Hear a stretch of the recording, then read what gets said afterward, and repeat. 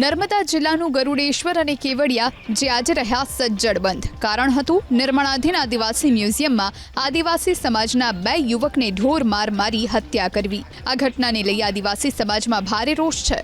આજે ગરુડેશ્વર અને કેવડિયા બંધનું એલાન અપાયું હતું. વેપારીઓએ ધંધા રોજગાર બંધ રાખી સમર્થન આપ્યું. હવે આગામી મંગળવારે આદિવાસી સમાજ એકત્રિત થઈ કેવડિયા ખાતે શોક સભા યોજી મૃતકોને શ્રદ્ધાંજલિ આપશે. 2 યુવકોને ઢોર માર મારી હત્યા કરનારા 6 આરોપી પર કસાયો છે સકંજો. આરોપીઓને ઘટના સ્થળે લવાયા અને પોલીસે રિકન્સ્ટ્રક્શન કર્યું. ગરુડેશ્વરમાં આદિવાસી મ્યુઝિયમ બની રહ્યું છે. મંગળવારની રાત્રે મૃતક જયેશ તડવી અને સંજય તડવી ત્યાં પહોંચ્યા હતા. ચોરી કરવા માટે આવ્યા હોવાની શંકા રાખી અહીં કામ કરતા 6 લોકોએ ઢોર માર માર્યો હતો, જેમાં બંનેના મોત થયા. લો બોલો. ભાજપ સાંસદ અને મારુતિ કુરિયરના માલિક રામ મોકરિયાની ઓફિસની જ નથી ફાયર સેફટી એનઓસી. રાજકોટમાં રામ મોકરિયાની મારુતિ કુરિયરના કોર્પોરેટ હાઉસમાં ફાયર એનઓસી ન હોવાનો ઘટસ્ફોટ થયો.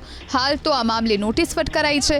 2 દિવસની મુદત બાકી હોવાનું રામ મોકરિયાએ કહેતા હાલ તો મહાનગરપાલિકાની ટીમે ઓફિસ સીલ નથી કરી.